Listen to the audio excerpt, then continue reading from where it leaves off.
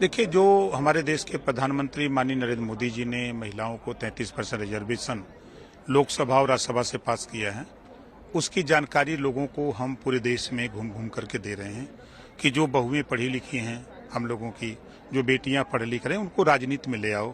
कल 1/3 100 में 33 विधायक और 33 सांसद महिलाएं होंगी। अगर हमारी बहन बेटियां पढ़ी लिखी नहीं होंगी, राजनीति में नहीं, पढ़ी लिखी तो हैं, राजनीति में बोलने का तरीका, लड़ने का तरीका नहीं है, तो फिर सदन में जाकर के फिर कोई लाभ नहीं मिलेगा। इसके लिए हम घूम घूम करके लोगों को जागरूक कर रहे हैं।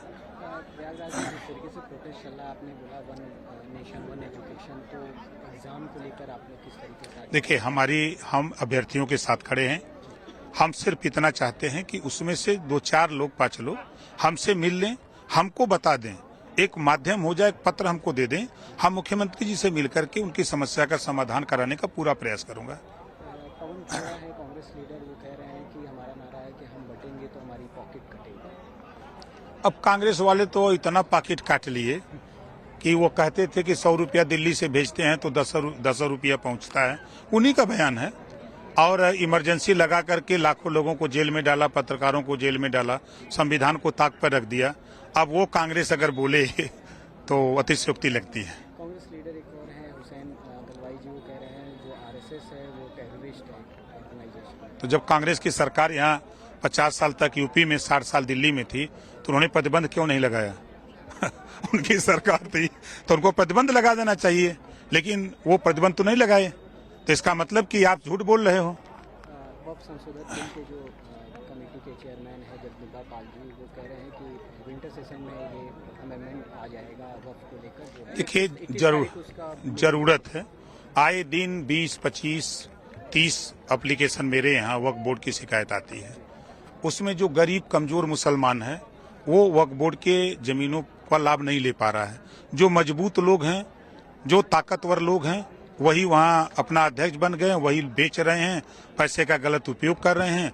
जब सरकार चाह रही है कि उसका लाभ, उन जमीनों का लाभ गरीब मुस्लिम महिलाओं को मिले, गरीब नौजवानों को मिले, तो ये कुछ जो मजबूत मुसलमान हैं वो विरोध कर रहे हैं। और संशोधन होना निहायत जरूरी है, इसके हम पक्षधर हैं।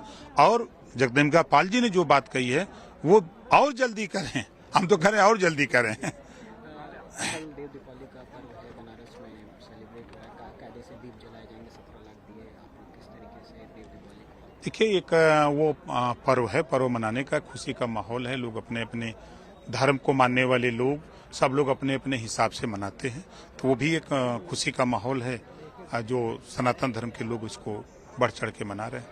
बुलडोजर एक्शन को लोग बहुत खुशी से ले रहे हैं, जो विपक्ष है वो बहुत खुश है कि अब तो बुलडोजर नहीं चलेगा। और अब तो सुप्रीम कोर्ट ने ये नहीं कहा कि बुलडोजर मत चलाओ।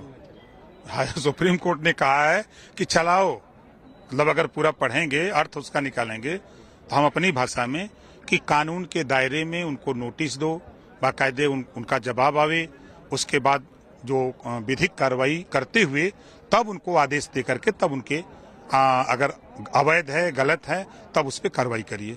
बुलडोजर पर मना नहीं किया है, लेकिन कानून के दायरे में, और सरकार कानून के दायरे में ही काम कर रही है। ऐसा नहीं कि हट करके, भाई कोई अपराधी अपराध करके अगर संपत्ति बनाया और सरकार की संपत्ति या किसी की निजी संपत्ति कब्जा किया है, अगर वो क्लेम कर रहा है तो उसको खाली कराने के लिए सरकार नोटिस देती है, पैमाइश होती है। उसके बाद जब निकलता है, चाहे सरकार की जमीन हो चाहे व्यक्ति की जमीन हो, तब उस पर कार्रवाई होती है। ऐसा नहीं है।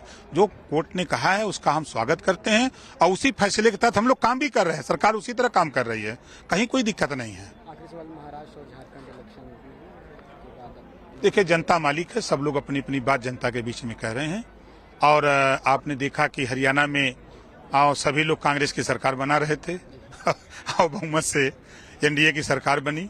तो यहाँ भी आप देखिएगा, चाहे वो झारखंड हो चाहे महाराष्ट्र हो, सरकार बनेगी।